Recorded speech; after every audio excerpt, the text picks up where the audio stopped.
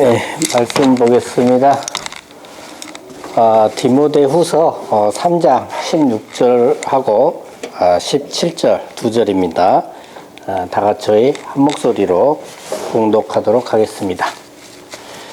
모든 성경은 하나님의 감동으로 된 것으로 교훈과 책망과 바르게 함과 의로 교육하기에 유익하니 이는 하나님의 사람으로 온전하게 하며 모든 선한 일을 행할 능력을 갖추게 하려 함이라.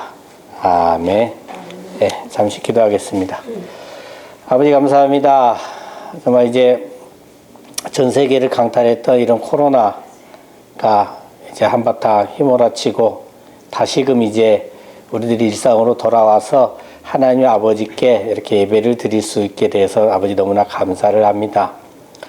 정말 이 예배가 그동안 저희들이 얼마나 소중한지 깨닫지 못하였사오니 아버지여 정말 예배 시간마다 정말 큰 은혜를 주셔서 우리들은 나약하고 게을르지만 그 말씀이 너무나도 귀하여 정말 사모함으로 정말 아버지 앞에 즐거운 마음으로 나올 수 있도록 아버지 역사하여 주시옵소서.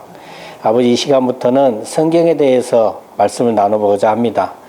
정말 항상 우리 옆에 있고 언제나 쉽게 우리가 취할 수 있는 성경이지만 정말 이 성경이 우리에게 얼마나 귀한 것인지 정말 깨닫게 하셔서 날마다 성경을 옆에 두고 묵상하며 그 묵상을 통해서 하나님을 만나는 그러한 삶을 우리들이 살아갈 수 있도록 아버지 축복하여 주시옵소서. 아버지 감사드리며 이제 예수 그리스도 이름으로 기도드립니다. 아멘. 오랜만에 수요예배가 이렇게 정상적으로 되니까 좋네요. 좋아요. 근데 이제 수요 예배 설교가 저희 교회에서는 상당히 좀 버겁고 힘들고 어려워요. 가끔 이제 이렇게 목사님 대신해서 주일날 이렇게 설교를 해보고 수요일날 해보면 수요일이 굉장히 힘이 많이 듭니다. 이유는 왜 그런지는 아시겠죠? 이게 좀 그렇더라고요. 아무튼 그래서 아무튼 그렇고요.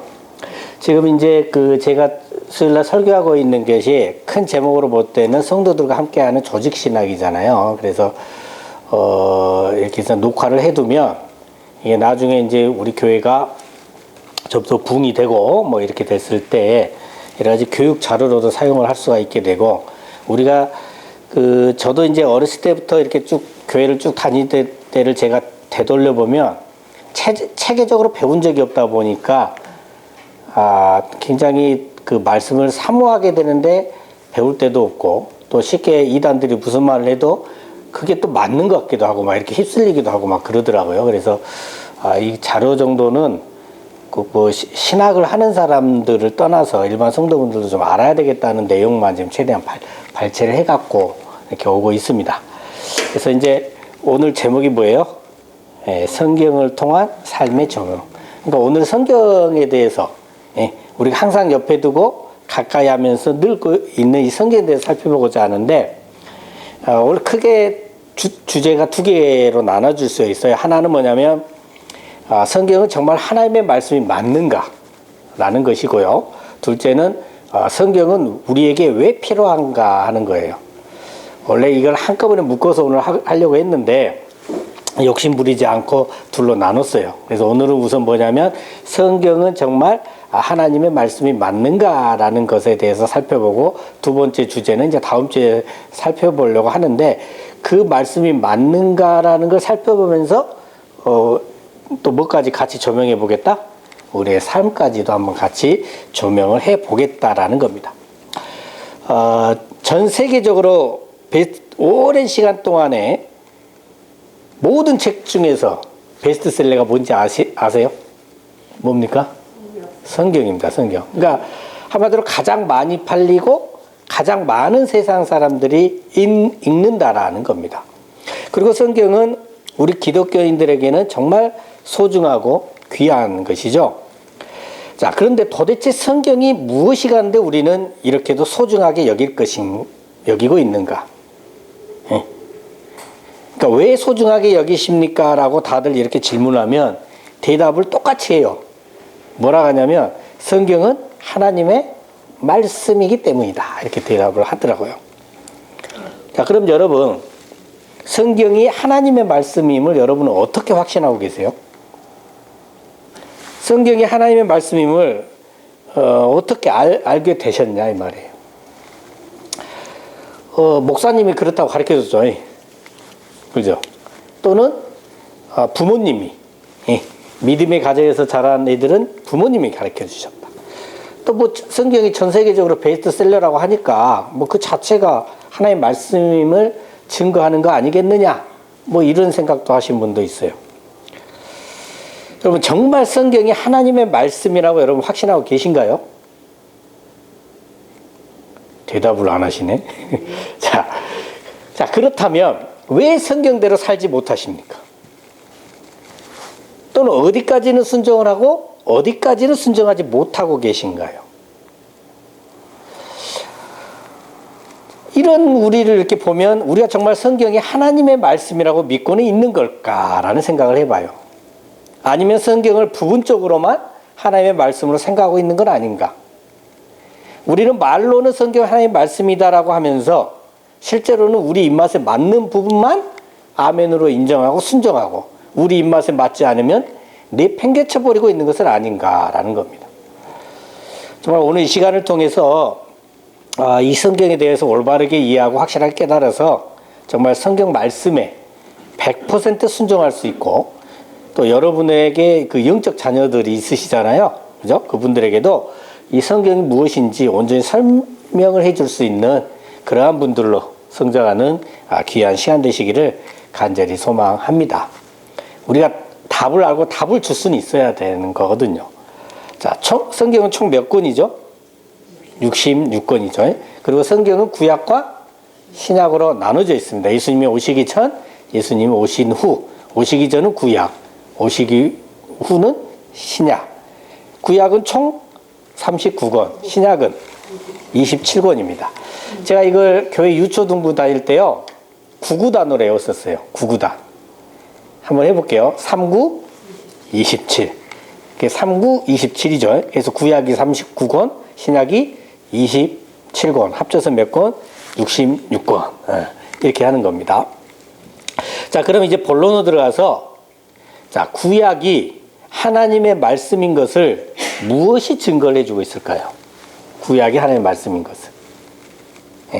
구약이 하나님의 말씀이라는 것을 무엇을 통해서 알 수가 있을까요?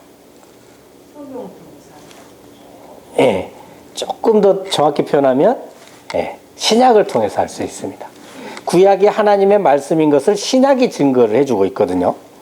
그러니까 그것은 성경에서 조명된 그 예수님의 성경관에서도 잘 알 수가 있고요. 실제로 신약 곳곳을 보면 구약을 인용해서 기록된 부분이 정말 많습니다. 그러니까 신약 곳곳에서 구약의 구절을 활용을 해서 설명을 하고 있죠. 이것은 구약이 하나님의 말씀이기 때문에 뭐예요? 신약이 구약을 인용하고 있는 거죠.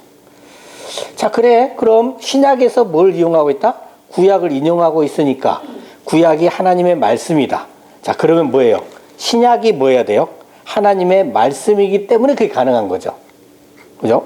그러니까 신약이 하나님의 말씀이기 때문에 하나님의 말씀인 신약에서 구약을 인용해서 설명을 하고 있어. 그래서 구약도 뭐다? 하나님의 말씀이다. 자, 그러면 이제 이 신약이 바로 뭐예요? 또 하나님의 말씀인 것이 또 증거가 돼야 됩니다. 이제 그래야만이 구약도 하나님의 말씀이 되는 거잖아요. 자, 그럼 이 신약이 하나님의 말씀인 것은 어떻게 증거가 될까요? 신약이 하나님의 말씀인 것을 어떻게 알 수 있느냐라는 거죠. 또 구약을 통해서 알아요? 서로 되돌리자니까. 네, 조금 어려울 수는 있어요. 근데 이제 좀 어려운 말을 설명하려고 그러면 어떤 지사님이 이래요. 아우 복잡해. 그냥 우리는 꼭 그걸 알아야 되냐. 그냥 믿으면 되지. 이래요. 근데 그것도 맞아요. 왜냐면 하나님의 자녀들은 이 성경이 뭐예요? 하나님의 말씀임을 믿어지잖아요. 믿어져요. 그래도 성경은 하나님의 말씀이 맞아. 뭐 이렇게 무작정 우기기보다는 자기 자신도 이해하고 또 그것을 뭐예요? 다른 사람에게 정확히 설명해 줄 수도 있어야 되는 거죠. 자, 신약이 하나님의 말씀인 것을 증거해 주는 건 바로 뭐냐면, 뭐요? 신약의 뭐예요? 사도성이에요. 이 말이 뭐냐면, 이 사도들을 통해서 신약이 하나님의 말씀인 것이 증거되고 있다는 거예요. 그러니까 사도는 예수님께서 복음을 널리 전하기 위해서 특별히 뽑으셨던 12명의 제자들하고 사도 바울이죠. 이들은 말이에요. 그러니까 사도들은 예수 그리스도를 통해서 보냄을 받았고요. 그리고 예수 그리스도를 통해서 보냄을 받은 이 사도들이 행했던 그런 사역들을 통해서 신약이 뭐다? 하나님의 말씀이다. 이걸 알 수가 있다는 거예요. 자, 요한복음 13장 20절 말씀입니다. 다 같이 읽겠습니다. 시작. 내가 진실로 진실로 너희에게 이르노니 내가 보낸 자를 영접하는 자는 나를 영접하는 것이요 나를 영접하는 자는 나를 보내신 이를 영접하는 것이니라. 자, 여기서 내가, 나는 누구예요? 예수 그리스도십니다. 그리고 너희는 누구예요? 예수님의 제자들인 사도들이에요. 그럼 사도들을 누가 보냈어요? 내가 보냈다고 그러잖아. 예수 그리스도께서 보내셨어요. 그러니까 사도들이 예수 그리스도의 이름으로 보내졌어요. 이것은 사도들이 뭐예요? 예수 그리스도를 대신해서 예수 그리스도의 대리적인 역할을 수행하고 있다는 거예요. 대신 예수 그리스도의 하셔야 될 일들을 그대로 위임받아서 누가 하고 있다?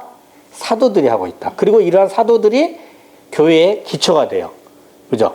에베소 2장 20절 말씀인데 한번 읽어볼게요. 시작. 너희는 사도들과 선지자들의 터 위에 세우심을 입은 자라. 그리스도 예수께서 친히 모퉁이들이 되셨느니라. 이걸 설명은 좀 긴데 이건 아무튼 교회의 기초가 됐단 말이에요. 사도들이 뭐다? 교회의 기초가 됐다. 그러니까 다시 정리하면 사도들이 그리스도 이름으로 보내졌고 이 사도들이 예수 그리스도를 대신해서 그리스도의 대리적 역할을 수행했고 이러한 사도들이 뭐다? 교회의 기초가 되었어요. 바로 이 사도들에 의해서 신약이 쓰여졌거든요. 그죠? 그러니까 성경은 이러한 사도들에 쓰여졌기 때문에 신약도 뭐가 된 거예요? 하나의 말씀이에요. 왜? 아까 사도들이 뭘 했어요? 그리스도 이름으로 보내줬고 그리스도가 하셔야 될 일을 위임받아서 대리적으로 그 사역을 하셨잖아요. 그 사도들이 신약을 썼어요. 그래서 신약은 바로 뭐다? 하나님의 말씀이다라는 거예요. 네. 자, 그러니까 하나님의 말씀인 신약이 구약도 하나님의 말씀을 증거하고 있고, 그죠? 또 신약도 뭐예요? 그 사도들의 그런 어떤 사역과 삶을 통해서 신약 자체도 하나님의 말씀을 증거하고 있어요. 그럼 구약과 신약 전체가 다 뭐다? 하나님의 말씀이다. 이렇게 되는 거예요. 자, 그럼 하나님을 믿지 않는 사람들은 이쯤에서 어떤 반론을 제기합니까? 에이, 그래, 에이. 뭐라고요? 자기가 말해놓고 자기가 맞다고 하면 누가 인정하냐? 그죠? 나도 내가 뭔가 말을 해놓고 내가 그 맞는 말이야 한다고 해서 인정하냐 이 말이죠. 다른 사람들도 인정을 하고 객관적으로 과학적으로나 역사적으로나 완벽히 인정이 돼야 하나님의 말씀이지 이렇게 얘기하면서 나는 못 믿겠다 이렇게 나옵니다. 말도 안 되는 소리라고 해요. 그러면 여러분 이제 이걸 한번 물어볼게요. 성경이 하나님의 말씀임을 왜 증거를 해야 합니까? 왜 증거를 해야 하는가? 자, 우리는 하나님의 자녀가 아닌 자들을 바로 이 성경을 통해서 그들을 설득해 가지고 하나님의 자녀로 삼고자 하는 겁니까? 그거 아닙니다. 우리는 성경을 통해서 하나님의 자녀들을 찾는 거예요. 예수님께서도 요한복음 18장 9절에 보면요. 아버지께서 내게 주신 자 중에서 하나도 잃지 아니하였다라고 하시거든요. 그러니까 예수님께서도 아버지께서 내게 주신 자, 하나님의 자녀를 찾은 거지 세상의 자녀들을 찾아서 설득해서 하나님의 자녀로 바꾸신 게 아니란 말이에요. 응? 그럼 왜 완전한 성경을 이 불완전한 과학이나 역사로 증명을 해야 되냐 그 말이에요. 왜 완전한 성경을 세상 사람들에게 인정을 받아야 하는 거죠? 아니죠. 성경은 완전한 겁니다. 완전한 성경이에요. 이 완전한 성경은 완전한 성경으로 증명할 수밖에 없는 겁니다. 그러니까 세상 사람들을 설득하려고 하지 말고 우리가 이걸 정확히 알고 이렇게 말을 전할 수는 있어야 된다는 거예요. 성경이 하나님의 말씀인 것은요, 어떤 다른 외적인 증거라든지 어떤 외적인 권위에 의해서 증거가 되는 게 아니고 성경이 하나님의 말씀인 것은 성경 자체가 스스로 증거를 해야 돼요. 성경 스스로의 권위에 의해서 스스로 증거되는 것이 가장 확실하다는 거예요. 여러분 이것이 믿어지십니까? 예. 믿어지시면 여러분들 기뻐하셔야 돼요. 왜냐하면 여러분은 하나님의 자녀입니다. 자, 이쯤에서 정말 중요한 것이 하나 있어요. 오늘날 하나님의 자녀된 우리들이 그럼 어떻게 살아가야 하느냐라는 거예요. 아까 사도들 얘기했잖아요. 사도들은 뭐였어요? 그리스도의 대리적 역할을 수행한 그런 사람들이었고, 그 사도들의 삶을 통해서 우리들이 어떻게 살아가야 하는가도 알 수가 있는 거예요. 예수 그리스도께서 부활하시고 승천을 하신 다음에 이 승천하셨기 때문에 이 땅에서는 그 그리스도의 역할을 누가 감당한 거예요? 사도들이 감당했잖아요. 사도들이 지금 우리 이 땅에 있습니까? 자, 하나님 품에 가버렸잖아요. 그러면 그걸 위임받아서 누가 감당을 해야 돼? 누가 해야 돼요? 우리들이 해야 돼요. 그러니까 우리들의 삶이 곧 사도들의 삶을 그대로 받아서, 우리는 예수 그리스도를 닮아간다고 하잖아요. 그러니까 대리적 사역을 했던 사도들 계속 이렇게 닮아서 우리가 그 일을 해야 되는 거죠. 자, 사도행전 1장 21절하고 22절입니다. 다 같이 읽겠습니다. 시작. 이러므로 요한의 세례로부터 우리 가운데서 올려져 가신 날까지 주 예수께서 우리 가운데 출입하실 때에 항상 우리와 함께 다니던 사람 중에 하나를 세워 우리와 더불어 예수께서 부활하심을 증언할 사람이 되게 하여야 하리라 하거늘. 그러니까 지금 예수님을 팔았던 가룟유다 대신 사도 한 명을 뽑으려고 하는 그런 장면인데, 언제까지? 예수님께서 부활하신 날까지, 가고 승천하신 날, 그때까지 요한의 세례부터 요때 하신 일, 그 부활을 뭐 할 사람이 필요하다? 증언할 사람이 필요하다는 거죠. 그러면 사도들이 뭘 했다? 예수님의 부활하심을 증언하는 사람이었다라는 거예요. 근데 이 명령이 아까 말씀드린 것과 같이 그 옛날에 사도들에게만 주어진 것이 아니라 계속 믿음의 줄기를 타고 내려와서 오늘날 우리들에게도 뭐한다? 요구되어진 것이다 라는 겁니다. 왜 이게 가능하냐? 사도행전 1장 8절 보면요, 오직 성령이 너희에게 임하시면 너희가 권능을 받고 땅끝까지 내 증인이 되리라, 이렇게 말씀을 하셨어요, 예수님께서. 그죠? 그래서 실제로 어떻게 오순절 다락방에서 제자들이 뭐예요? 성령을 받고 성령이 임하시니까 사도들이 권능을 받아요. 그리고 그리스도의 증인의 삶을 살았잖아요. 그리고 근데 성령이 임하기 전에는 어땠어요? 제자들이 잡혀서 죽을까 봐 무서워서 방에 숨고 문도 잠그고 막 그랬잖아요. 근데 성령이 임하니까 어떻게 돼요? 목숨을 걸고 전도를 하게 되는 거죠. 자, 현재 땅끝까지 복음이 다 전파됐다고 보진 않죠. 그죠? 그래서 계속해서 땅끝까지 복음을 전파하기 위해서 노력을 하고 있고, 아무튼, 자, 그러면 사도들만 성령이 임해 있습니까? 여러분이나 저나 우리 모두는 지금 성령이 어떻게 해요? 우리 안에 임해 계십니다. 분명히 우리 안에 성령께서 임재해 계세요. 자, 그렇기 때문에 우리가 지금 오늘도 어떻게 돼요? 지금 하나님 앞에 나와서 예배를 드릴 수 있는 겁니다.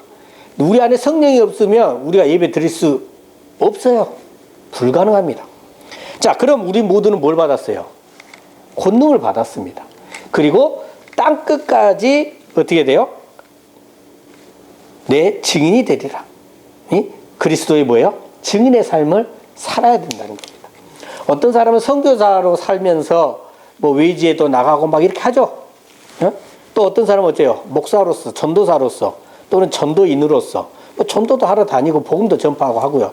또 어떤 분은 장로, 권사, 집사, 또 뭐 주일학교 교사 뭐 등등 하면서 여러 가지 방법으로 그렇게 살아가고 있습니다. 그뿐만이 아니죠. 우리는 어떻게 해요? 돌아와서 직장에서 또는 사업장에서 학교에서도 우리는 어디에서든 복음을 전하면서 그리스도를 증거하며 살아야 하는 거예요. 이렇게 살아가는 것이 바로 예수님의 부활을 증거하시는 삶이고, 우리가 그리스도의 십자가의 사역을 증거하는 그 증인의 삶을 사는 것인데, 저도 여기서 이 말씀을 이렇게 전파하려고 읽으면서 제 자신을 많이 돌아봤어요. 얼마 전에는 제가 굉장히 침울해진 그런 게 좀 있었거든요. 구체적으로 말하기는 어려운데. 근데 그 침울해졌던 게 뭐였냐면, 내가 기대를 걸었고, 내가 뭔가 의지했던 것들이 틀어졌어요. 근데 그 기대와 그 의지가 뭐였는지 아세요? 이 세상에서 좀 더 잘하고자 하는 거, 좀 더 잘 살고자 하는 거, 좀 더 출세하고자 하는 거, 좀 더 돈을 벌어보고자 하는 것, 이런 것들이 틀어지니까 기분이 다운이 되고 우울까지 해지더라고. 우울해지기까지 해. 자, 그랬는데 제가 이렇게 생각을 해보면, 내가 저 사람을 전도를 못해서 우울해진 적이 있는가? 물론 이런 적은 있죠. 전도를 하다가 문전박대를 당하거나 무시당하고 천대를 하면 그냥 기분이 나빠서 그런 건 있지만, 그러면 그 영혼이 전도가 안 돼서 슬퍼한 적이 있는가? 예? 또 옷을 입을 때도 그래요. 깔끔하게 입고 나와요. 남 보기에 좋게 보이기 위해서. 그런데 내가 전도를 하기 위해서, 예? 무시당하면 안 되니까 깔끔하게 입고 나온 적이 있는가를 또 생각을 해봤어. 가끔 있어요, 가끔. 어떤 게 더 많은가? 뭐 이런 것들이죠. 도대체 내 삶은 이 세상 것을 조금 더 가져보고자, 내가 인정받고자, 예쁘다, 잘생겼다, 멋있다, 이런 인정받고자 뭔가를 꾸미고 뭘 하긴 하는데, 내가 과연 예수님의 부활하심을 증언하기 위한 안타까움이나 이런 것들 때문에 고민하고 이런 적이 있었는가를 되돌아봤을 때, 저는 너무도 죄송했어요. 정말 내 삶의 10분의 1이라도 정말 그렇게 살았을까? 제가 이렇게 설교를 하고 있지만, 정말 하나님이 강권적으로 역사에서 여기까지 이렇게 하고 계시는 것이지, 내가 정말 했는가?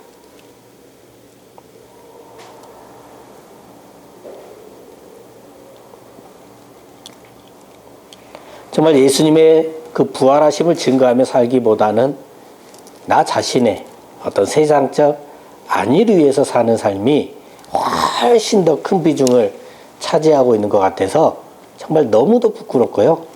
너무도 죄송한 마음에 제가 설교를 준비하면서도 감히 고개를 들 수가 없었어요.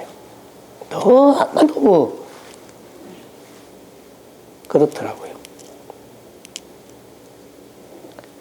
여러분들 모두는 믿음이 연약한 자들이 바라볼 때는 믿음의 선진들이잖아요. 우리가 이 삶의 모습을 보여줘야 되는데 너무도 안타깝습니다. 예배드리고 찬양하고 뭐 하는 이런 모습들도 보면요, 그냥 겨우겨우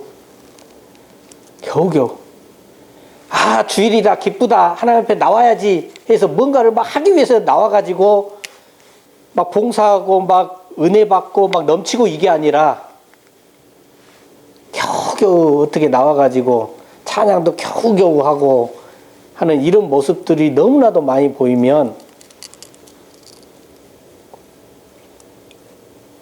참 그렇더라고요. 우리의 한계구나. 자, 우리가 어떻게 살아야 되는가 잘 표현해 준 구절이 하나 있습니다. 고린도전서 10장 31절 말씀 다 같이 읽겠습니다. 시작. 그런즉 너희가 먹든지 마시든지 무엇을 하든지 다 하나님의 영광을 위하여 하라. 아멘. 이 말씀대로라면 어떻게 살아야 돼요? 먹고, 뭘 먹죠? 마시고, 이게 무엇을 먹든지 무엇을 마시든지 무엇을 하든지거든요. 무엇을 마시든지, 물만 생각하세요? 여러분 공기도 마시잖아요. 그렇죠? 뭘 하든지, 잠을 자든지 가만히 있든지 멍 때리든지, 네? 그러니까 항상 무엇을 위해서 해라? 하나님의 영광을 위해 살아. 이게 우리가 해야 될 일이 우리의 할 삶이에요. 그런데 10분의 1도 그렇게 제대로 살지 못하는 그런 모습이죠. 세상 부귀영화라든지 뭐 자신의 번영 또는 자신의 건강 또는 편안한 삶, 뭐 우리가 무엇을 위해 살고 있는지 정말 이런 것들 다 뒤돌아 한번 보시고요. 늘 죄송한 마음으로 이제라도 하나님의 영광을 위해서 살아가시는 저 여러분 되시기를 예수 그리스도 이름으로 축원합니다. 아멘. 기도하겠습니다. 아버지 하나님, 감사합니다. 오늘은 하나님께서 우리에게 주신 성경을 통해 우리의 삶을 조명해 봤습니다. 늘 부끄럽고 죄송하지만 오늘 말씀을 통해 또다시 용기 내어 일어서게 하시고 땅끝까지 복음을 전파하며 그리스도의 부활하심을 증거하며 오직 하나님의 영광을 위해서 살아가는 저희들이 될 수 있도록 역사하여 주시옵소서. 늘 감사드리며 우리 주 예수 그리스도 이름으로 기도드립니다. 아멘.